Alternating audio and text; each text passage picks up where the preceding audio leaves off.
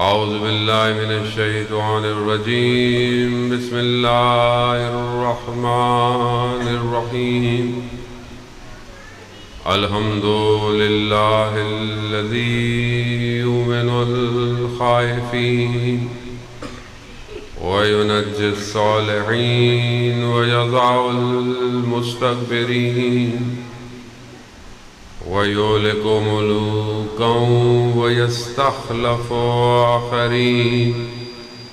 والصلاة والسلام على رسول الثقلين محبوب رب المشرقين والمغربين جد الحسن والحسين نبينا سيدنا أبي القاسم محمد.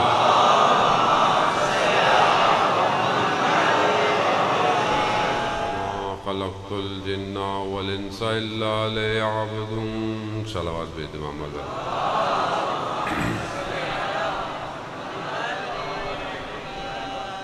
عزاداران سید الشہداء ماہ محرم الحرام کی 15 تاریخ ہے. یقیناً آپ نے عشرہ اول میں اور مسلسل عزاداری، جلوس، ماتم، خدا آپ کے ان عبادات کو قبول فرمائے.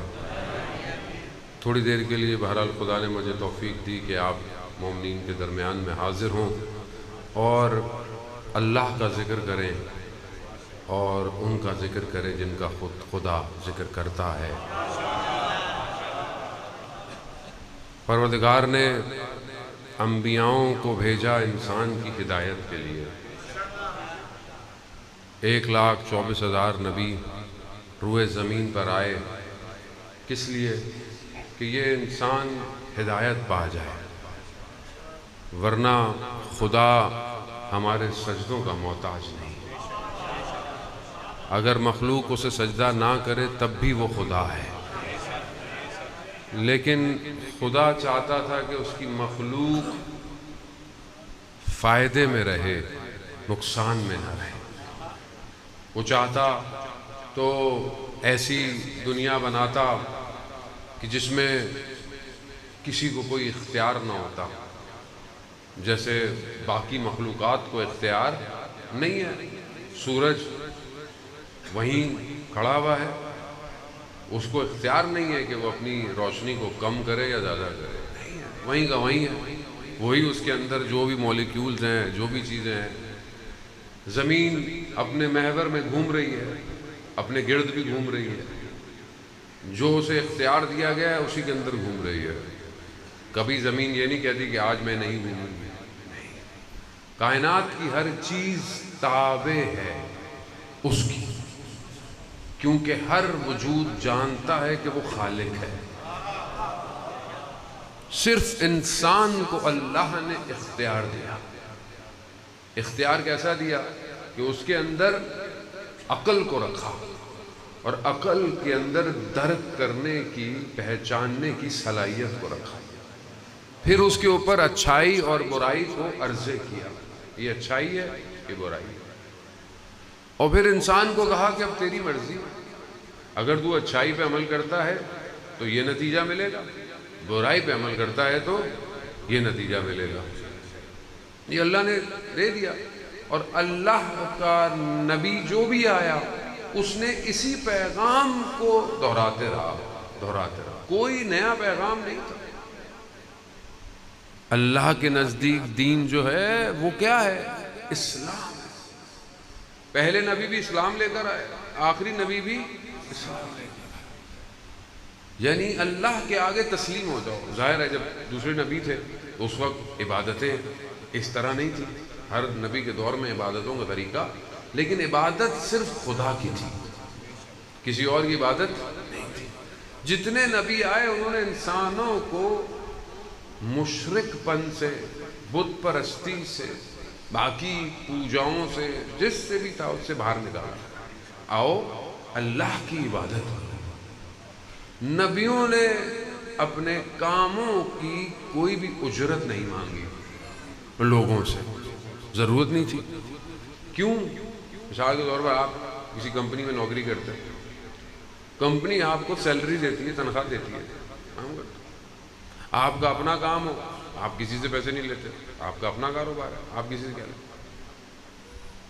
آپ جب کوئی کام کرتے ہیں دنیا میں، کسی کو سروس دیتے ہیں تو آپ اس سے چارجز لیتے ہیں، دنیا کا رول ہے، یہ دو گے یہ لوں گا، یا پیسے دو یا کوئی اور چیز دو، دنیا اسی پہ چل رہی ہے، لین دین پہ دنیا کا کاروبار ہے۔ اللہ کا نبی دنیا میں پیغام کو جو اللہ کے لے کر آیا، اس نے لوگوں سے کوئی اجر نہیں مانگا کہ کوئی ہم نے تمہاری خدمت کی، ہم تمہیں جنت لے کے جا رہے ہیں، اس سے بڑی اور کون سا کام ہو سکتا تھا؟ لیکن نہیں، کیوں؟ کیونکہ اس کی نوکری کر رہا ہے جو کائنات کا مالک ہے۔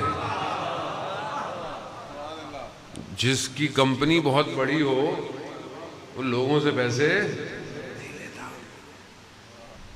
کیونکہ ہم لوگ ظاہر ہے ہم دنیا میں اتنے گم ہو گئے کہ ہم بہت ساری حقیقتوں کو جانتے ہیں مگر پھر بھی خاموش ہیں، یا یوں سمجھ لیں کہ غفلت میں۔ اور ان نبیوں کو لوگوں نے اجرت کے بجائے کیا دیا؟ سختیاں، مشکلات، مصیبتیں۔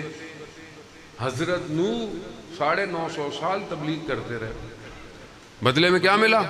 پتھر، لہو لعان، زخمی ہو جاتے تھے، روز زخمی ہوتے تھے۔ کتنے تھوڑے سے لوگ مسلمان ہو، تھوڑے سے کشتی میں سوار کیا، وہ بھی جب حضرت نوح نے دیکھا کہ یہ تو قوم سنبھل نہیں رہی تو اللہ عذاب دے، مگر اللہ نے عذاب بھیجنے میں تاخیر کی ہے۔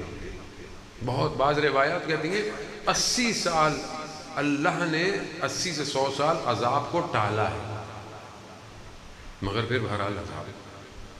خوب یہ سلسلہ چلتا گیا، کشتی 6 مہینے کہتے ہیں پانی میں رہی، رکی۔ اللہ نے حضرت نوح کو کہا کہ مٹی سے کچھ بناؤ، مٹی سے، کچی مٹی سے کچھ بناؤ۔ انہوں نے بنایا، جب وہ بن گئے، سوکھ گئے، اللہ نے کہا نوح ان کو توڑ دو۔ حضرت نوح نے کہا پروردگار میں نے بڑی محنت سے بنایا ہے۔ تو خدا نے کہا نوح ہم نے مخلوق کو بھی بڑی محنت سے بنایا۔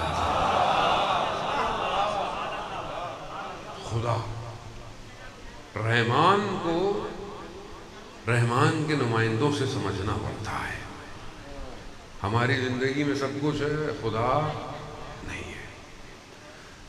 آگے بڑا معاملہ، نبی آتے گئے جاتے گئے، نبی آتے گئے جاتے گئے۔ حضرت یوسف کے بھائیوں نے حضرت یوسف کو کنویں میں پھینک دیا، بیچ دیا، بک گئے، غلام ہو گیا اللہ کا ولی، مصر کے بازار میں قیمت لگ گئی۔ وہی غلام مصر کا جو ہے وہ بادشاہ بن گیا۔ وہی بھائی آئے، اللہ کا نبی معاف کر دیا۔ لیکن جب یہ اپنے باپ والد کے پاس حضرت یعقوب کے پاس گئے کہ ہمیں معاف کریں، تو انہوں نے یہی کہا کہ خدا کی بارگاہ میں توبہ کرو، خدا بخشنے والا ہے۔ حضرت موسیٰ، بڑی تیزی سے بہرحال میں خلاصہ آپ کی خدمت میں پیش کر رہا ہوں۔ حضرت موسیٰ اتنی سختیاں برداشت کی، فرعون کی اذیتیں، فرعون کی تکلیفیں۔ فرعون کو جب اللہ نے فرعون کو تبلیغ کرانا چاہی تو کیا کہا حضرت موسیٰ سے کہ جاؤ فرعون کو سمجھاؤ۔ اور فرعون جو بندوں کو کاٹ دے، جس نے زندہ بچوں کو جو ہے وہ پیٹوں میں ماں کے جو ہے وہ مار دیا، لوگوں کو غلام بنا دیا، عورتوں کے ساتھ کیا سلوک، اس فرعون کے دربار میں حضرت موسیٰ نے کہا پروردگار میں فرعون کے پاس، کہا میرے بھائی کو بھیجے، میرے ساتھ بھائی کو ساتھ بھیجا، مگر خدا نے کہا فرعون سے گفتگو موسیٰ آرام سے کرنا۔ فرعون ہے انا ربکم الاعلی، جس نے رب ہونے کا دعویٰ کیا، اللہ اس سے کیسے بات کر رہا ہے؟ پیار سے، نرم لہجے سے بات کرتے ہیں۔ ہم کیسے بات کرتے ہیں؟ فرعون تو نہیں ہے نا ہمارے درمیان میں، خدا نہ خواستہ۔ یہاں تو ذرا سا پتہ چلے نہیں وہ تو یوں والا ہے، وہ تو دایاں والا ہے، وہ بایاں والا ہے، کیسے بات کرتے ہیں؟ فلانا تو یوں ہے، فلانا دوسرے فرقے کا ہے، فلانا اس کا ہے، فلانا ہمارے نظریے کا نہیں ہے، ہمارے ڈویژن ہے نا یہ، تو ہم بات کیسے کرتے ہیں؟ اور ہمارا بس چلے تو ہم کسی کو جنت میں جانے نہ دیں، یہ تو جنت میں نہیں جائے گا۔ یہ آ گئے لوگ، یہ بھی آ گئے مجلس میں، یہ تو مجلس میں آتے آخر میں ماتم کرنے۔ بھائی مجلس امام حسین کی ہے، چاہے ماتم کرنے آئے چاہے مجلس میں آئے، آپ کو اس سے کیا، آنے دو۔ وہ تو نیاز کھانے آتا ہے، کھانے دو، حسین کی کھا رہا ہے، آپ کی تھوڑی کھا رہا ہے۔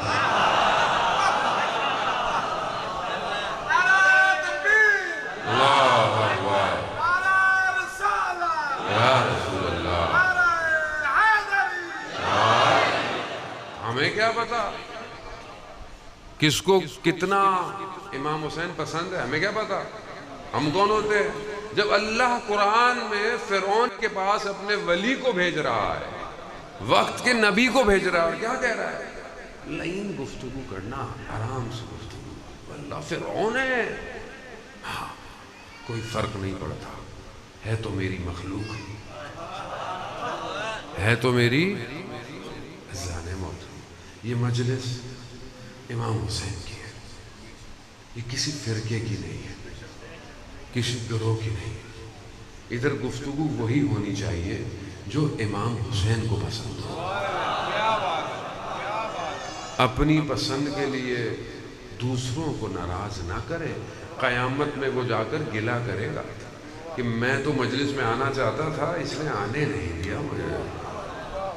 اسی لیے مجلس ایسی ہو جو سب کے لیے ہو، گفتگو کا لہجہ بھی ایسے ہو، لوگوں کو کھینچے نہ دور کرے۔ قرآن یہی کر رہا ہے۔ اس پوری داستان کے بعد فرعون مانا نہیں۔ حضرت موسیٰ نے اپنی قوم کو راتوں کو لیا، نکل گئے، نجات کے لیے نکل گئے۔ حضرت موسیٰ کون ہے؟ منجی ہیں، نجات دینے والے ہیں۔ بنی اسرائیل گریہ کرتی رہی کہ خدا نجات دینے والے کو بھیج۔ کیوں؟ کیونکہ ہم پر بڑا ظلم ہو رہا ہے، ہم پر ستم ہو رہا ہے۔ اتنا گڑ گڑائی کہ اللہ نے حضرت موسیٰ کو بھیج دیا۔ حضرت موسیٰ لے کے نکلے بنی اسرائیل کو، بنی اسرائیل نکلی، فرعون کو پتہ چلا، ظاہر یہ لوگ تو پیدل تھے، فرعون گھوڑوں پہ اپنی سواریوں پہ۔ فرعون پہنچ گیا، سامنے دریا، پیچھے فرعون، درمیان میں بنی اسرائیل۔ بنی اسرائیل نے جب دیکھا کہ سامنے تو پانی ہے، حضرت موسیٰ سے کیا کہا کہ اے اللہ کے نبی، تو ہم پھنس گئے، آگے پانی ہے، پیچھے فرعون ہے، کیا ہوگا؟ اللہ نے قرآن کی آیات میں حضرت موسیٰ کو کیا کہا؟ موسیٰ ان سے کہو میرا رب میرے ساتھ ہے، میرا رب میرے، یعنی زندگی میں جب تم پھنس جاؤ، سامنے بھی دیوار ہو پیچھے بھی دیوار ہو، کوئی راستہ نہ ہو، تو بس یہی کہہ لینا میرا رب میرے ساتھ ہے۔ اور جس کا رب اس کے ساتھ ہوتا ہے نا، اس کے لیے سارے دروازے کھل جاتے ہیں۔ بس حضرت آران محترم عصا کو پانی میں مارا، پانی میں رستہ بنا، بنی اسرائیل نکل گئی۔ بنی اسرائیل نکلی، فرعون سمجھا کہ وہ بھی نکل جائے گا، وہ بھی پانی میں کود گیا، واپس پانی اپنی جگہ پہ آ گیا۔ فرعون ڈوبنے لگا۔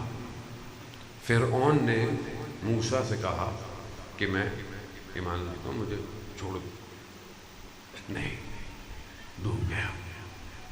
اللہ نے موسیٰ سلام اللہ علیہ سے کہا، علیہ السلام، کیا کہا؟ موسیٰ اگر فرعون نے مجھ سے مدد مانگی ہوتی تو میں بچا لیتا۔ خدا، اصل داستان لا الہ الا اللہ ہے۔ میں نہیں ہوں، کوئی اور نہیں ہے، یہ سب آئے سے ہے۔ مصر، زلیخا، دربار، حضرت یوسف جوان خوبصورت، یوسف کا نام ہی ایسا ہے۔ یوسف کا نام کا مطلب کیا ہے؟ یوسف کا نام آتا ہے آپ کے ذہن میں کیا آتا ہے؟ ہم نے کہا حضرت یوسف کو دیکھا ہے؟ نہیں. پھر اللہ نے جمال ایسا رکھا تھا، ایسا جمال تھا کہ جب زلیخا پہ اعتراض اٹھانا کہ یہ کیا کر رہے ہو، اس کو تو تم لوگوں نے خود بڑا کیا، تو زلیخا نے مصر کی عورتوں کو جمع کیا اور کہا کہ میں یوسف کو بلاؤں گی، یہ چاقو ہے اور یہ انار ہے، سب سے سخت پھل ہے نا کاٹنے کے لیے. جیسے ہی یوسف پر نگاہ پڑے کاٹ دے، انار کاٹ دے. حضرت یوسف جیسے ہی داخل ہوئے، حسن اتنا تھا کہ مصر کی عورتیں اپنا ہوش بھول گئی اور انار کے بجائے اپنی انگلیاں کاٹ دی. یعنی ایسا جمال حضرت یوسف کا تھا. چوتھے امام سجاد علیہ السلام صلی اللہ محمد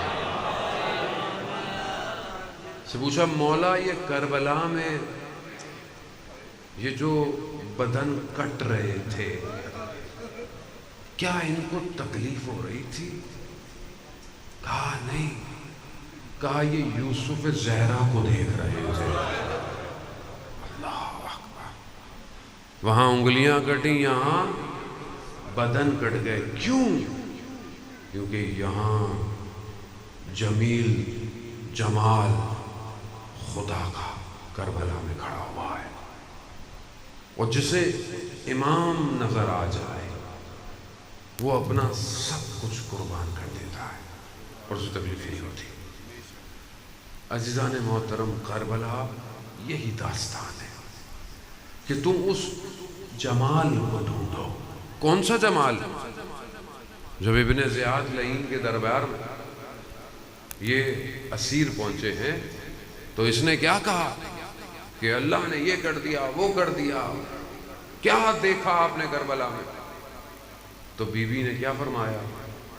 ما رأیت الا جمیلا، میں نے کربلا میں جمال کے سوا کچھ نہیں دیکھا. جمال کیا ہے؟ خوبصورتی. ہمیں کربلا میں کیا وہ خوبصورتی نظر آتی ہے؟ وہ آخر یہ کون سا جمال ہے جو بی بی کو نظر آ رہا ہے؟ آیت اللہ میر باقری فرماتے ہیں کہ اس جمال کو دیکھنے کے لیے مصیبتوں سے گزرنا پڑتا ہے، مشکلات سے گزرنا پڑتا ہے. اگر مشکلات سے گزرو گے تو یہ جمال نظر آئے گا. یہ جمال جسے ولایت کا جمال ہے یہ بغیر مشکلات کے نہیں ملتا. آپ کی زندگی میں کوئی مشکل نہ آئے، کوئی مصیبت نہ آئے اور آپ بولیں جی مجھے سب کچھ مل جائے، ممکن ہی نہیں ہے. جب ہمارے ارباب، ہمارے مولا نے سختیوں کو برداشت کیا، اور یہ سختیاں ان کے لیے ایسی سختیاں نہیں تھی جیسے ہمارے لیے، اللہ کی طرف سے آزمائش، اللہ کی طرف سے امتحان ہے، اور یہ امتحان پہ انہوں نے صبر نہیں کیا. شخص چھٹے امام کی خدمت میں آتا ہے، اللہم صلی علی محمد وآلہ، امام سے آ کے کہتا ہے کہ مولا ہمیں جو بھی مشکل ہوتی ہے ہم اس پہ صبر کرتے ہیں. آپ مولا کیا کرتے ہیں؟ مولا اللہ ہم تمہارے جیسے نہیں ہیں، ہم مشکلات میں خدا کا شکر کرتے ہیں. بندگی ہے، جانتے ہیں خدا کیا چاہتا ہے. ہماری زندگی ذرا سی مشکل، ذرا سی پریشانی آ جائے ہمارے پاؤں پڑنا شروع ہو جاتا ہے. بیمار ہو جائے کوئی، ہماری زندگی جو ہے وہ مشکل میں آ جاتی. سلوات بھیجے محمد.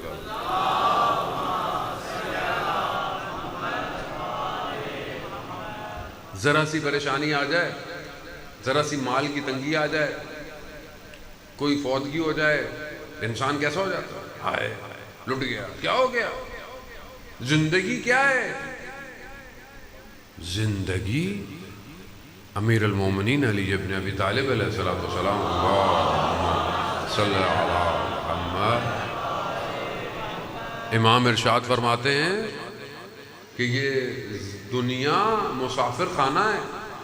مسافر خانہ کیا ہوتا ہے؟ مطلب یہاں سے آپ جا رہے ہیں، مثلا موٹر وے پہ جا رہے ہیں اسلام آباد، رستے میں آپ کیا رکھتے ہیں؟ تام، آرام، ہوتا ہے نا رستے میں رکے, آپ نے بولا چائے پی لو, تھوڑا آرام کر لو, پیٹرول ڈلوا لو. بولے یار بڑی زبردست جگہ بنی ہوئی ہے, بہت زبردست, اے سی لگا ہوا ہے, بڑے اچھے واش روم ہیں, ایسا کرتے ہیں یہیں رک جاتے ہیں. لوگ کیا کہیں گے, آپ دیوانہ ہو گیا ہے بھائی, اسلام آباد جانا ہے تمہیں, یہ رستے میں رکنے کی جگہ تھوڑی ہے, یہ تھوڑی دیر کی جگہ ہے, جاؤ نکلو یہاں سے, ابھی دوسری گاڑیاں آئیں گی. دنیا ایسے ہی ہے, دنیا مسافر خانہ ہے, لیکن ہم سب دنیا کو پکڑ کے بیٹھے ہیں, چھوڑنی نہیں ہے. جس کو جو مل گئی ہے وہ کہتا ہے بس یہ تو میرا ہی ہے. کوئی ڈیزگنیشن, کوئی پوسٹ مل گئی, وہ کہتا ہے میری ہے, بس میں یہی ہے میرا. کسی کو کوئی زمین مل گئی ہے, وہ کہتا ہے یہ بھی میری ہے, بس اس کو میں کہاں جانے دوں. کسی کو, دنیا میں سب کچھ ٹیمپریری ہے, تھوڑی دیر کا ہے, تھوڑی دیر بس. ہمیں لگتا ہے یہ 60-70 سال کچھ بھی نہیں ہے. جو بزرگ بیٹھے ہیں ان سے پوچھیں کہ 60-70 سال کی زندگی کیسے گزری. بزرگ بیٹھے, پلک جھپکتے ہی کیا ہے, زندگی گئی. کتنے لوگوں کو ہم نے خود دفنایا, پتہ چلتا ہے؟ نہیں پتہ چلتا. بیٹا جب میں مانگوں تو دینا, میرا تسلسل خراب ہو جاتا ہے. صلوات بھیج دیں محمد و آل محمد. بہت شکریہ.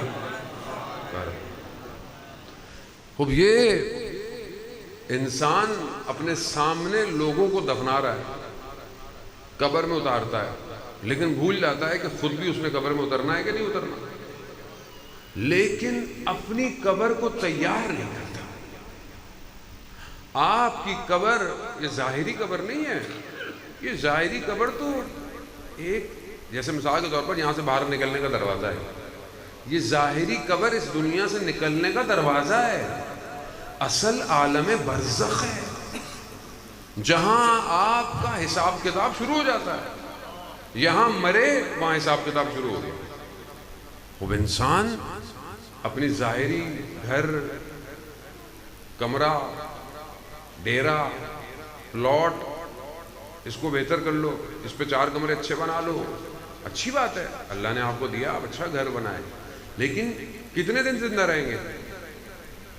بعض اوقات انسان 2 کمرے کے لیے پوری زندگی گزار دیتا, اور 2 کمرے نصیب نہیں ہوتے. اور جس جگہ آپ نے قیامت تک رہنا ہے, قبر میں قیامت تک رہنا ہے کہ نہیں رہنا, اس پلاٹ کے لیے کیا کر رہے ہیں؟ نہیں جی مولا وارث, مولا تو وارث ہے, لیکن وراثت بھی ہر کسی کو تھوڑی ملتی ہے. وراثت کے لیے بھی تو قابلیت ہونی چاہیے نا. وراثت ایسے تو نہیں ملتی ہے. کیا جو دوسری وراثت ہے اس کے لیے اولاد ہونا ضروری ہے؟ اگر مولا وارث ہے تو مولا کے لیے مولائی بھی تو بننا پڑے گا. اور مولائی صرف نام یا حلیے سے نہیں چاہیے, عمل سے چاہیے. مولا کیا کرتے تھے؟ مولا اللہ کی عبادت کرتے تھے. تو پہلے کام کیا کرنا چاہیے؟ میں عبادت کرو. اور کیا کرتے تھے مولا؟ مولا یتیموں کے سروں پہ ہاتھ رکھتے تھے, یتیموں کی کفالت کرتے تھے. ہم کتنے یتیموں کی کفالت کرتے ہیں؟ کتنے یتیموں کے سروں پہ ہاتھ ہے؟ مولا بھوکھوں کو رات کو جا کے کھانا کھلاتے تھے خود. ہم کتنے بھوکھوں کو کھانا کھلاتے ہیں؟ رات کو نہیں, دن میں کھلا دو. اب آپ بولیں گے مولانا صاحب ہم تو خود بھوکے ہیں, ابھی ہم کیا لوگوں کو کھانا کھلائیں, ہماری تو اپنی حالت ٹھیک نہیں ہے. عزیزان محترم, مولا گھر میں کیسے تھے؟ مولا اپنی زوجہ کے ساتھ کیسے تھے؟ مولا اپنے بچوں کے ساتھ کیسے تھے؟ یہ کون بتائے گا؟ یہ گھر جسے اللہ نے بہترین گھر قرار دیا, اس گھر کی چیزیں ہماری گھروں میں کہاں ہیں؟ امام رسول خدا حضرت محمد مصطفیٰ صلی اللہ علیہ وآلہ وسلم صلی اللہ علیہ محمد, رسول خدا گھر میں داخل ہوتے ہیں, دیکھتے ہیں حضرت علی گھر میں کام کر رہے ہیں, کوئی دال یا کوئی چیز پکانے کی صاف کر رہے ہیں. اب آپ بولیں گے مولا یہ کام رسول خدا نے کیا فرمایا؟ علی، جو مرد گھر کے کاموں میں مدد کرتا ہے اسے پتہ نہیں کتنے شہیدوں کا ثواب ملتا ہے۔ ہمارا مرد تو گھر کے کام کرے گا، خیر سے تو آپ کے تو شاید ظاہر باہر محنت مزدوری ہے، کسان ہے، جو بھی ہے بہرحال یہ بھی، لیکن بہرحال رسول خدا کا صحابی ہے، شجاع صحابی ہے، ایسا جنازہ کہ رسول خدا کبھی دائیں سے اٹھاتے ہیں کبھی بائیں سے اٹھاتے ہیں۔ اصحاب نے پوچھا یا رسول اللہ یہ کیا کر رہے ہیں؟ کہا میں کیا کر رہا ہوں، جہاں سے ملائکہ جنازہ اٹھاتے تھے میں بھی، یعنی ملائکہ جنازے میں موجود ہیں، قبر میں دفنایا، خود رسول خدا قبر کے اندر کھڑے ہوئے ہیں۔ صحابی کی ماں نے بولا کہ کتنا خوش نصیب ہے۔ رسول خدا نے کیا کہا؟ جلدی نہیں کرو، میں قبر میں عذاب دے رہا ہوں۔ یا رسول اللہ، ملائکہ جنازے میں ہے، قبر میں عذاب ہے؟ مولا وارث ہے نا، ہے کہ نہیں؟ ادھر رسول جنازہ خود اٹھا رہے ہیں، ملائکہ جنازہ اٹھا رہے ہیں، مرنے کے بعد نہیں، رسول زندگی میں قبر میں کھڑے ہوئے ہیں۔ کیا کہا رسول نے؟ جلدی نہیں کرو، میں قبر میں عذاب دے کر رہا ہوں۔ یا رسول اللہ، یہ شخص اپنے گھر میں بد کلام تھا۔ 8ویں امام فرماتے ہیں نا، اللہم صلی علی محمد وآلہ، مولا فرماتے ہیں قیامت میں ہم تمہاری شفاعت کریں گے، قبر کا انتظام خود کر کے جاؤ۔ مولا وارث ہے، مولا تو وارث ہیں، تم بھی تو کچھ کر کے آؤ قبر میں۔ اگر تو زندگی گزاری ایسی ہے کہ یہ مولا کو راضی کیا ہے تو بسم اللہ، لیکن اگر اپنی نفس اور اپنی خواہشات کو راضی کیا پھر کچھ نہیں ہو سکتا۔ پھر جو آدمی اپنے اوپر ظلم کرے وہ دوسروں کے ساتھ کیا کرے گا؟ آج کا جوان سوشل میڈیا، جہاں بہت سارے فائدے بھی ہیں، مجلس بھی لائیو جاتی ہے، نوحے بھی ہیں، سب کچھ ہے، وہیں سوشل میڈیا پہ مصیبتیں بھی ہیں، مشکلات بھی ہیں، برائیاں بھی ہیں آپ کے سامنے، گاؤں ہو شہر ہو کوئی فرق نہیں پڑتا۔ آج کل تو ہمارے ملک میں تو ویسے بھی انٹرنیٹ فری ہے، 400-500 روپے میں 60 GB 50 GB، کسی ملک میں نہیں ہے اتنا سستا، صرف ہماری نسل کو برباد کرنے کے لیے۔ اب اتنا سستا انٹرنیٹ ہوگا تو کیا دیکھے گا؟ یہ کیا دیکھے گا؟ ٹک ٹاک، انسٹاگرام، یوٹیوب، فیس بک، کیا دیکھ رہا ہے؟ جب یہ نگاہیں گناہگار ہو جائیں تو کیا آپ ان نگاہوں سے یوسف زہرا کو دیکھیں گے؟ کیسے دیکھیں گے آپ؟ عزیزان محترم، ہمارے استاد بیان کرتے ہیں، شخص حج پہ گیا، 7-8 ذیلحج تھی، لوگ مکہ میں ہوتے ہیں، ابھی صبح نکلا باہر، دیکھا کہ خالی ہیں مکہ کی سڑکیں، پریشان ہوا، لوگ کہاں گئے؟ ابھی تو منع کی طرف نہیں جاتے۔ دیکھا سامنے سے ایک نقاب پوش آ رہا ہے، اس نے سوچا کہ میں اس نقاب پوش سے پوچھوں گا کہ لوگ کہاں ہیں۔ جیسے ہی نقاب پوش قریب آیا، اس نے اپنے نقاب کو اٹھایا، نقاب کو جیسے ہی اٹھایا اس کا بدن ساکت ہو گیا، ہل نہیں پایا۔ پھر واپس نقاب بند ہوا، وہ بند شخص غائب ہو گیا، اور دیکھا لوگ چل رہے ہیں۔ یعنی اس نے کس کو دیکھا؟ امام کو دیکھا۔ عالم دین نے اس سے پوچھا کہ تم نے کعبہ کو دیکھ کر پہلی دعا کیا مانگی تھی؟ تو اس نے کہا میں نے کعبہ کو دیکھ کر یہی کہا تھا، اللہم ارنی الطلعۃ الرشیدہ، اے پروردگار مجھے وہ رخ زیبا دکھا۔ تو وہ کہتے ہیں کاش تم نے گفتگو بھی مانگ لی ہوتی تو امام تم سے کلام بھی کر لیتے۔ کیا ہم خدا سے مانگتے ہیں کہ ہمیں امام دکھا؟ یا لیتنی کنت معکم، کاش ہم کربلا میں ہوتے۔ زیارت پڑھتے ہیں نا، زیارت وارثہ میں پڑھتے ہیں، کاش ہم کربلا میں ہوتے تو ہم بھی آپ کے ساتھ کامیاب ہو جاتے. ہم کربلا تو نہیں جا سکتے، انشاءاللہ ہمیں زیارت نصیب ہو کربلا کی، لیکن ہم 61 ہجری میں تو نہیں جا سکتے نا امام کے پاس. تو مگر امام کا فرزند تو ہمارے درمیان میں موجود ہے، ہم اس کے پاس کیوں نہیں جا رہے؟ اس کے لیے کیا، اس کو کیسا شخص ہے؟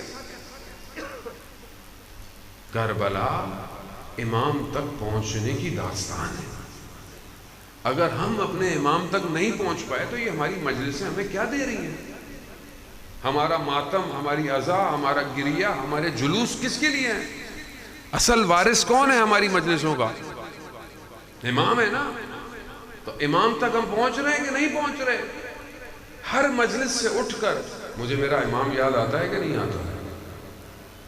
ہر مجلس سے اٹھ کر میں اپنے امام کے ایک قدم قریب ہوتا ہوں یا نہیں ہوتا؟ تو اس کا مطلب مجلس میں مسئلہ نہیں ہے، مسئلہ میرے اندر ہے. میں اپنے آپ کو صحیح کروں عزیزان محترم، اور صحیح کرنے کا فارمولہ وہ ایک ہی ہے، الگ نہیں ہے. الگ کوئی حساب کتاب ہوتا نا کہ جی فلانا شارٹ کٹ ہے اور مطلب یہ کر لو وہ کر لو، تو پھر اللہ نے 1,24,000 کو کیوں بھیجا؟ پھر رسول کو کیوں بھیجا؟ رسول غار حرا میں بیٹھتے تھے، حضرت جبرائیل آتے تھے، قرآن کی آیتیں آتی تھی، 23 سال قرآن آیا، احکام جاری کیے، مدینہ میں حکومت قائم کی، اتنی سختیاں، اتنی جنگیں کیوں کی یا رسول اللہ؟ وہ تھے کہ خانقاہ میں بیٹھ جاؤ، کسی حجرے میں بیٹھ جاؤ، نماز کی ضرورت نہیں، اس کی ضرورت نہیں. بس اگر یہ ہوتا تو رسول نہیں جانتے تھے، امام علی نہیں جانتے تھے. امام علی مسجد میں آئے، دیکھا کچھ لوگ مسجد میں بیٹھے، ہر وقت مسجد میں. مولا نے پوچھا کون لوگ ہیں؟ کہا مولا یہ لوگ بڑے پاک لوگ ہیں، ہر وقت مسجد میں بیٹھتے ہیں، عبادتیں کر رہے ہیں. مولا نے پوچھا کہ ان کو کھانا پینا کون دیتا ہے؟ مولا ہم ہیں نا، ان کو کھانا پینا دیتے ہیں. امام نے کیا فرمایا؟ ان سے بہتر گلی کے کتے ہیں، کم از کم اپنی ہڈیاں خود تو ڈھونڈتے ہیں. یعنی عمل کا شخص چاہیے، صرف یہ بھی نہیں کہ بس میں بیٹھا ہوا ہوں تو بیٹھا ہوا ہوں. مطلب ہم امام سے بہتر خدا کو جانتا ہے کوئی؟ نہیں جانتا. امام سے بہتر کسی کی عبادت، امام سے بہتر کسی کی محنت. مولا متقیان رسول خدا کے پاس ہے، رسول خدا نے کہا کچھ علی کھانے کو چاہیے. حضرت علی گئے، دیکھا ایک یہودی عورت مٹی کا گارا لے کے کھڑی ہوئی ہے، پانی نہیں ہے اس کے پاس، اس کو مٹی کا گارا بنانا ہے. مولا چند بالٹیاں جو بھی برتن تھا لا کے دیا اس کو پانی، اس نے اس کے بدلے میں کھجوریں دی. مولا کھجوروں کو لے کر رسول کی خدمت میں گئے، یا رسول اللہ حلال کی کمائی ہے.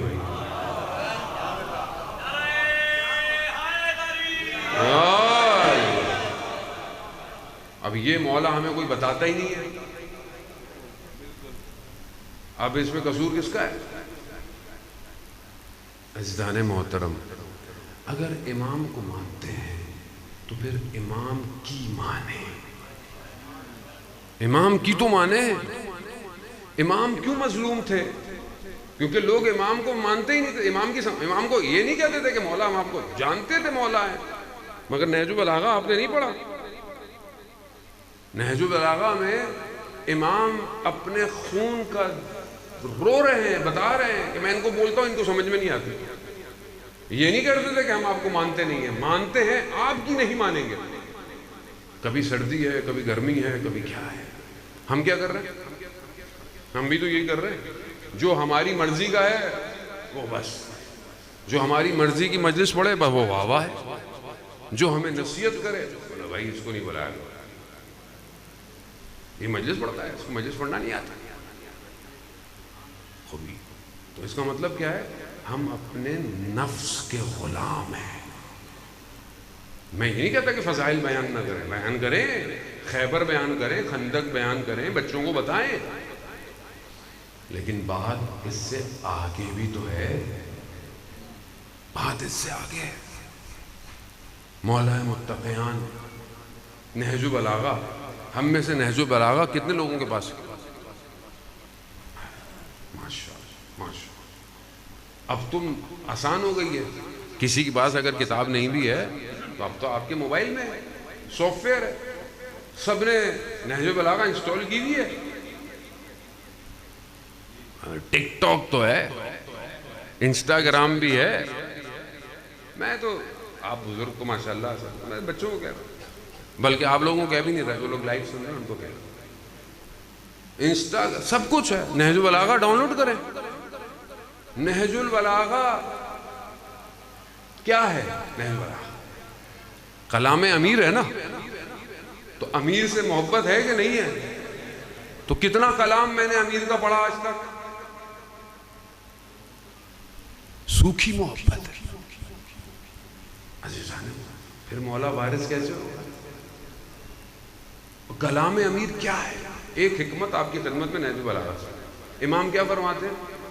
انسان اپنی زبان کے پیچھے پوشیدہ ہے، یعنی امام انسان کو جانتے ہیں۔ امام جانتے تھے انسان ترقی کرے گا، انسان مارس پہ جانے کی باتیں کرے گا، روبوٹ بنا لے گا، سب کچھ بنا لے گا، آپ کے سامنے الیکٹرک کی گاڑیاں بنا لے گا، آج کل جو آرٹیفیشل انٹیلیجنس ہے، امام کو پتا تھا سب کر لے گا، مگر یہ انسان نہیں بن پائے گا۔ آپ کے سامنے ہے نا، دنیا ترقی تو کر رہی ہے لیکن خود انسان حیوان بن چکا ہے اس ٹائم۔ جو بے حیائی، جو برائی، جو کرپشن، جو چوری انسان کر رہا ہے آج کا انسان، کبھی پہلے کے انسان نے کیا؟ پہلے لوگ سادے تھے، اتنی ترقی نہیں تھی، مگر کیا اتنے گناہ تھے، اتنی بے حیائی تھی، پردہ داری تھی یا نہیں تھی؟ آج کیا ہو گیا؟ جتنا انسان ترقی یافتہ ہو رہا ہے اتنا انسان حیوان بنتا جا رہا ہے۔ امام جانتے تھے کہ یہ ترقی کر لے گا، یہ انسان نہیں بنے گا۔ نہج البلاغہ انسان بننے کا فارمولہ ہے۔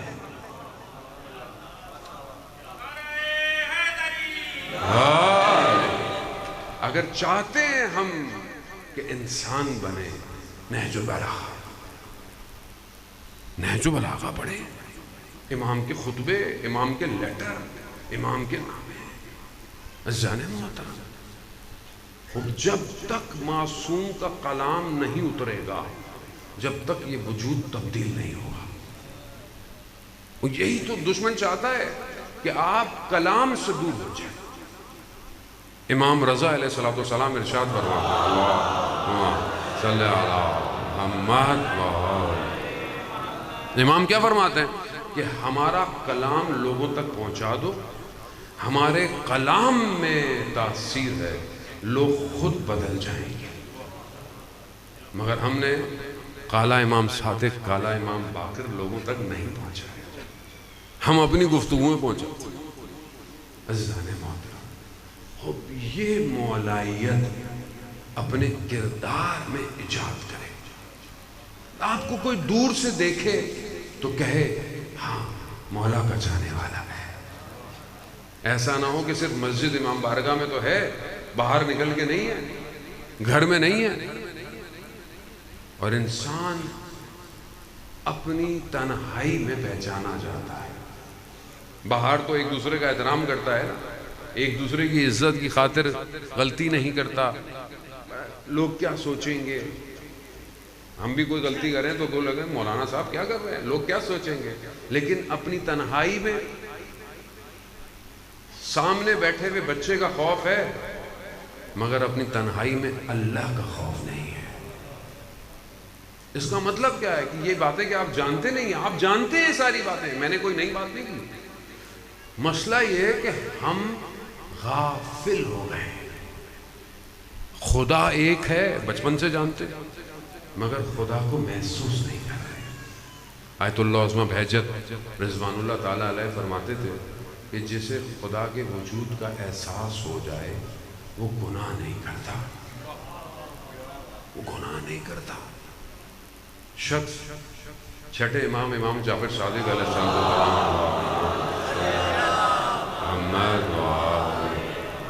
امام کی خدمت میں آتا ہے اور امام کو عرض ادب کرتا ہے. امام پوچھتے ہیں تمہارے بھائی کا کیا حال ہے؟ کہتے ہیں مولا میرا بھائی ٹھیک ہے مگر آپ کے معاملے میں احتیاط کرتا ہے. احتیاط یعنی آپ کے معاملے میں اس کا عقیدہ تھوڑا ڈاؤن ہے کہ پتہ نہیں حق پہ ہیں یا نہیں ہے، اس لیے احتیاط کرتا ہے. امام نے کہا اپنے بھائی سے کہنا کہ فلانے سفر میں فلانے درخت کے نیچے اس نے احتیاط کیوں نہیں کی. اب اسے تو پتہ نہیں تھا. یہ اپنے بھائی کے پاس پہنچا، اس نے کہا کہ مولا کی خدمت میں گیا تھا، میں نے مولا کو بتایا، مولا نے تمہارا پوچھا. کہا پھر؟ کہا مولا نے مجھے کہا کہ اگر احتیاط کرتا ہے تو پھر فلانے سفر میں فلانے درخت کے نیچے احتیاط کیوں نہیں کی. جیسے یہ بتایا اس کے چہرے کا رنگ اڑ گیا. کہا کیا ہوا؟ کہا مگر وہاں کوئی موجود نہیں تھا، وہاں کوئی اور نہیں تھا. کہا ماجرا کیا ہے؟ کہا میں ایک شخص کے ساتھ سفر پہ جا رہا تھا، اس کے ساتھ اس کی کنیز بھی تھی، میرا دل اس پہ آ گیا، میں نے بہانے سے اس کے مالک کو کہیں بھیجا اور کنیز کے ساتھ غلط اکیلا، مگر کہتا ہے کہ اس وقت کوئی نہیں تھا. اسے سمجھ آ گئی امام کسے کہتے ہیں. عزیزان محترم، ہمارا امام پر کیا ایمان ہے، کیا یقین ہے ہمارا؟ امام کہاں ہے؟ ہمارے اعمال امام کی خدمت میں جاتے ہیں کہ نہیں جاتے؟ تو کیا جا رہے ہیں؟ کیا بھیج رہا ہوں میں؟ ہفتے میں روایات کہتی ہیں 2 دفعہ ہمارے اعمال امام کے پاس جاتے ہیں. میرے بھی جائیں گے، آپ کے سب کے جاتے ہیں. تو کیا میرا عمل میرے امام کو خوش کر رہا ہے کہ نہیں کر رہا ہے؟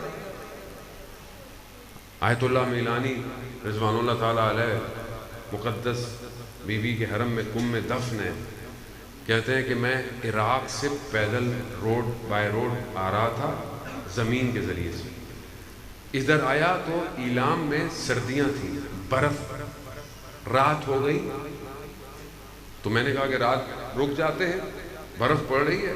تو ایک قہوے خانے میں دیکھا کھلا ہوا ہے، لوگ چائے وغیرہ، لیکن میں جیسے ہی اندر گیا تو وہاں لوگ بڑے اوباش قسم کے بیٹھے ہوئے تھے اور بڑی گفتگویں خراب ہو رہی تھی. تو میں نے دیکھا باہر درخت کے نیچے ایک سید بیٹھا ہوا. اس نے مجھے کہا کہ تقی ادھر آ جاؤ، وہ جگہ تمہارے بیٹھنے کی نہیں. میں آ گیا. ساری رات درخت کے نیچے بیٹھے رہے، نہ سردی لگی نہ کوئی تھکاوٹ ہوئی. صبح ہوئی، فجر کی نماز میں نے اس سید کے پیچھے پڑھی. تھوڑی سی روشنی نکلی تو انہوں نے کہا کہ چلو سفر شروع کرتے ہیں. جیسے ہی جانے لگے، تھوڑا سا چلے تو مجھے احساس ہو گیا کہ یہ کوئی اور نہیں، وقت کا امام ہے. اور امام جب تک خود نہ چاہیں یہ احساس آپ کو نہیں ہو سکتا. ہمیں نہیں پتا ہوتا ہماری زندگی میں ہمیں امام ملے ہوں گے کہ انشاءاللہ ملے ہوں گے، لیکن جب تک امام نہ چاہے کوئی نہیں پہچان سکتا. کہا مجھے پتا، جیسے ہی مجھے پتا چلا امام نے کہا کہ اب تمہیں پتا چلی گیا ہے تو بس اب ہم تم سے جدا ہوتے ہیں. کہا مولا پھر کہاں ملاقات ہوگی؟ کہا کم میں ملاقات ہوگی اور سبزہ زار میں ملاقات ہوگی. یہ کہہ کر میں بڑی بے چینی سے کم پہنچا. 3 دن کم میں رہا مگر امام سے ملاقات.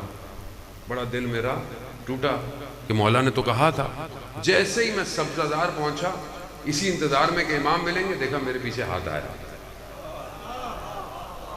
میں نے کہا مولا آپ نے تو کہا تھا کم میں بھی ملیں گے. کہا میں کم میں آیا تھا تمہارے پاس، حرم کے باہر جب کوئی خاتون تم سے مسئلہ پوچھ رہی تھی اور تم نگاہیں جھکا کر مسئلہ بیان کر رہے تھے، میں تمہارے برابر میں کھڑا ہوا تھا. عزیزان محترم، ہمیں نہیں پتا کس لمحے ہمارے برابر میں ہمارا امام کھڑا ہو. اسی لیے اپنے آپ کو بچا کے رکھیں. بس میں زیادہ آپ کا وقت نہیں لے سکتا، میری طبیعت ابھی بہرحال پہلے سے تو بہتر ہے، لیکن دعا کریں گے اللہ تعالیٰ سب بیماروں کو بیمار کربلا کے صدقے شفائے کاملہ عطا فرمائے. عزیزاران محترم، بس ایک ہی چیز اگر ہم لے کے اٹھ جائیں آج تو ہماری مجلس بھی ہو گئی اور میری شفاعت بھی ہو گئی، کہ ہم اپنے امام کو حاضر جانیں۔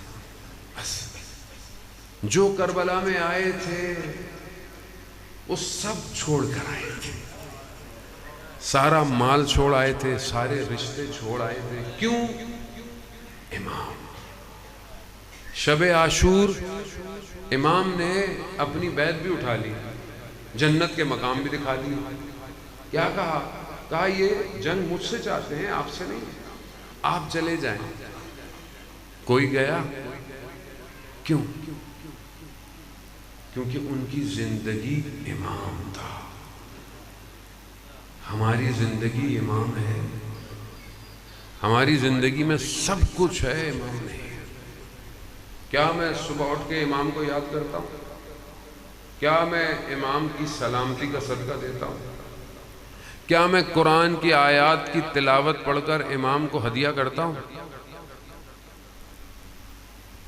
پھر میں کہتا ہوں اللہ جل اللہ جل اللہ جل، کہاں ہیں؟ کس کے گھر پہ آئے ہیں؟ ہم تو ایسے، ہماری مسجد میں، ہماری امام بارگاہ میں مجلس ہے، دوسرے کی نہیں ہے، ہم جاتے نہیں، ہمارا تو یہ حال ہے نا ایسا؟ کوئٹہ میں علمدار روڈ پہ پتہ نہیں کتنے امام بارگاہ ہیں، 18 تو ہیں میرے خیال میں۔ ایک کیا مجلس پڑھو دوسرا ناراض ہو جاتا ہے، دوسرے کیا مجلس پڑھو تیسرا ناراض ہو جاتا ہے۔ میں نے وہاں جا کے کہا، میں نے کہا اگر امام ایک مسجد میں آ گئے، امام باڑے میں آ گئے تو کیا کرو گے؟ کیا کہیں گے؟ مولا ہمارے امام باڑے میں آئیں گے تو ہم آپ کو مانیں گے، یہ تو ہمارا حال ہے۔ پھر ہم کہتے ہیں اللہ جل اللہ جل اللہ جل۔ عزیزان محترم، اپنے دل سے امام سے محبت کریں، بس اس سے زیادہ اور میں آپ سے کچھ نہیں کہوں۔ کربلا میں امام نے دلوں کو خریدا ہے۔ امام کے پاس جو خزانہ تھا وہ قلب تھے۔ آج جو آپ بیٹھے ہوئے ہیں، آپ اپنی مرضی سے نہیں بیٹھے ہیں، یہ امام حسین نے آپ کے دل خرید لیے،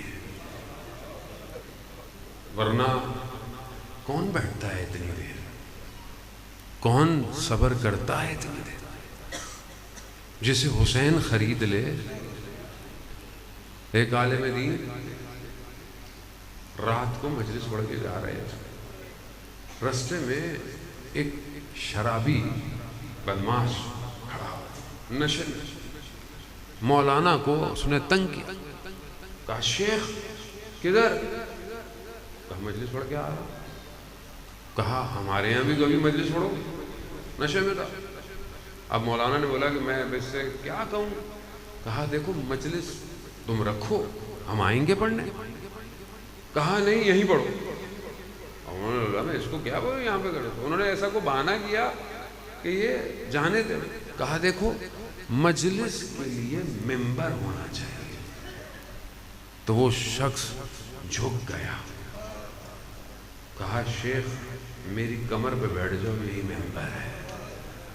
یہ بیٹھے، انہوں نے اعوذ باللہ پڑھا، وہ کانپنے لگا۔ جلدی جلدی انہوں نے بس الحمدللہ پڑھی اور ختم کی اور اٹھ گئے۔ اب یہ اٹھا تو اس کی آنکھوں میں آنسو ہیں۔ کہا شیخ چلو میں تمہارے گھر تک چھوڑا ہوں۔ کہا نہیں میں چلا جاؤں گا۔ کہا نہیں کہیں کوئی اور تمہیں تنگ نہ کرے۔ جیسے ہی کہا میرے دروازے پر آیا، میں جانے لگا۔ کہا شیخ ایک سوال پوچھ سکتا ہوں؟ ہاں۔ کہا کیا قیامت میں منبر حسین جہنم میں جلایا جائے؟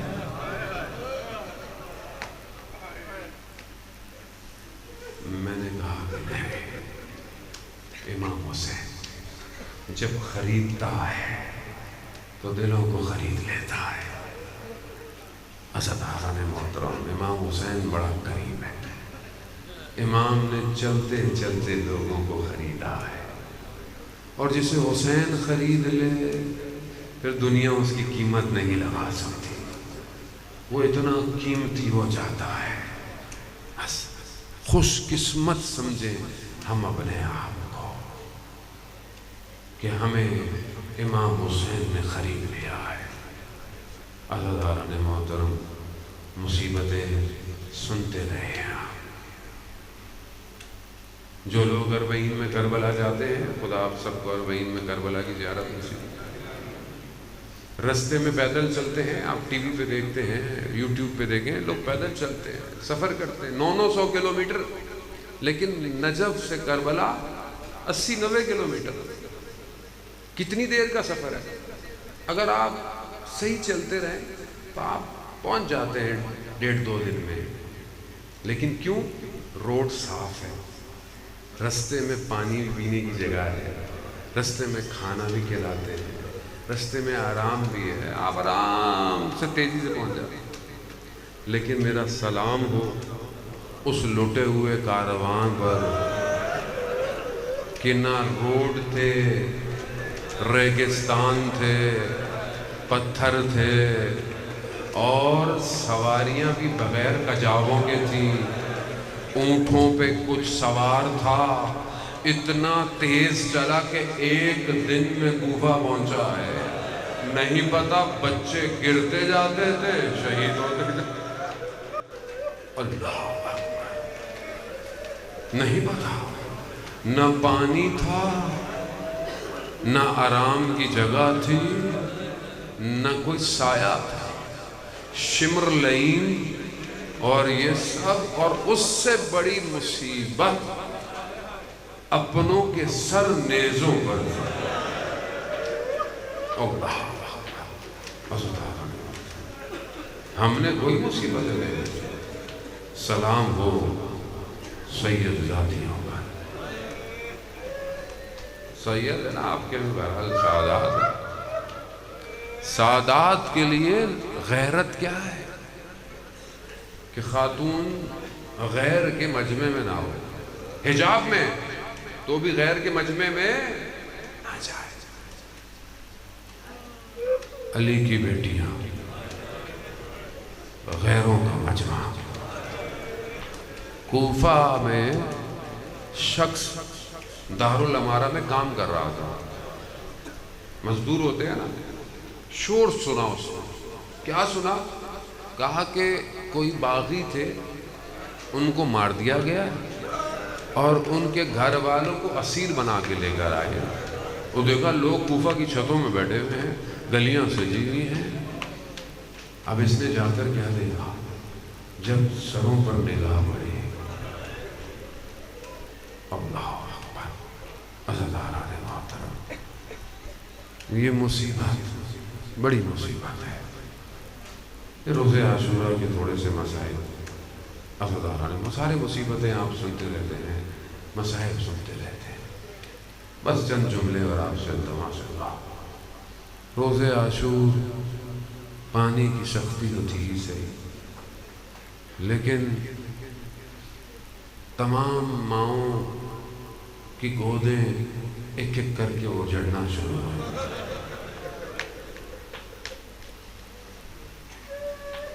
حضرت حر آپ جانتے ہیں نا، سب سے آخر میں آئے اور امام نے سب سے پہلے بھیج دیا، جاؤ. کہا مولا جاؤں؟ ہاں حر جاؤ جاؤ، مہمان ہے، مولا تھوڑی دیر تو بٹھائے. مگر امام بھی جانتے ہیں مہمان کو پلانے کے لیے پانی تو ہے نہیں. کہا حر جاؤ. حر جانے لگے نا، کہا میں اہل حرم سے معافی مانگوں. حر سید زادیوں کے خیموں کے باہر گیا، مٹی کو سر پہ ڈالا اور ایک التجا کی. کہا اے علی کی بیٹیوں، قیامت میں اپنی ماں سے میری شکایت نہ کرنا.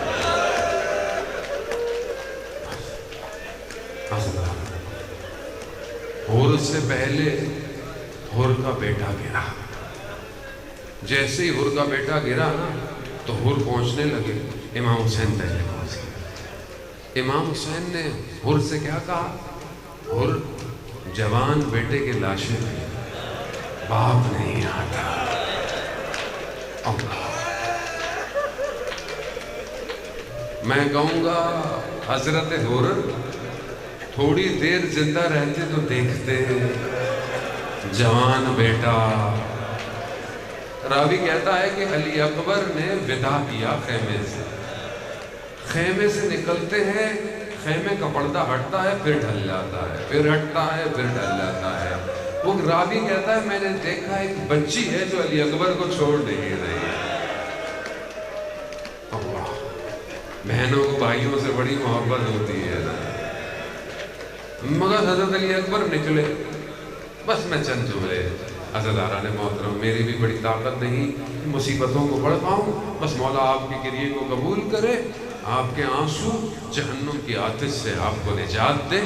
عزیزان محترم، بس کہتے ہیں کہ حضرت علی اکبر سوار ہوئے، میرے مولا نے حضرت علی اکبر کو روانہ کیا اور حضرت علی اکبر سے کہا اکبر جتنا ممکن ہونا مڑ مڑ کر مجھے دیکھتے رہا۔ جوان ہے نا، جوان، جن کے جوان بچے ہیں وہ جانتے ہیں جوانی کسے کہتے ہیں۔ جوانی بڑی خوبصورت ہوتی ہے، عزیزان محترم، خدا آپ کے جوانوں کو سنبھال کے رکھے۔ جوان، میرا اپنا بیٹا جوان ہو رہا ہے، مجھے علی اکبر یاد آ کیسے بھیج دیا ہے امام حسین نے علی اکبر کو۔ عزیزان محترم، بی بی سکینہ کہتی ہے میں نے دیکھا جیسے ہی بھائی علی اکبر گئے میرے بابا دشت کربلا میں بیٹھ گئے، کہتا اب نہیں آئے گا۔ بس عزیزان محترم، علی اکبر گئے، حیدر کرار کے پوتے تھے، جنگ لڑی، لڑ کر واپس آئے، کہا بابا، کہا علی اکبر واپس کیوں آئے؟ کہا بابا لباس کی گرمی پیاس کی شدت مارے دیتی ہے، تھوڑا پانی مل جاتا نا تو میں بتاتا جنگ کسے کہتے ہیں۔ مگر اپنے دلوں پہ ہاتھ رکھے، حضرت علی اکبر نہیں جانتے بابا کے پاس پانی نہیں ہے، پھر کیوں آئے؟ کہا باپ اور بیٹے کی محبت ایسی تھی، چھوڑ نہیں رہی، علی اکبر جاؤ، دیر ہو رہی۔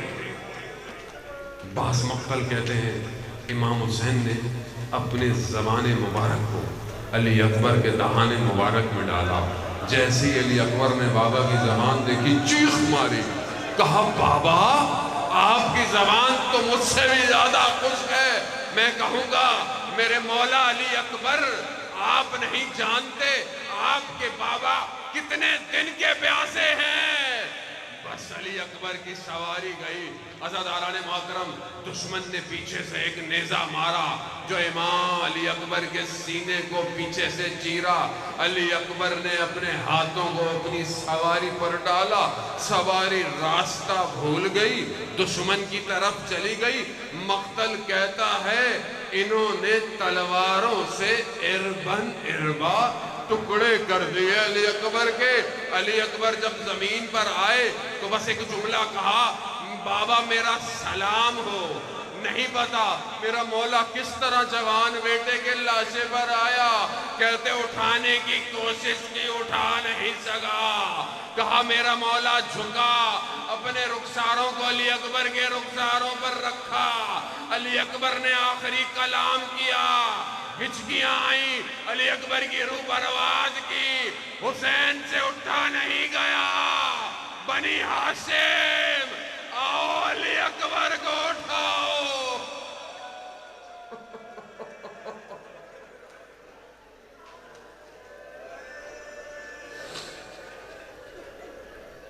ماتم حسین۔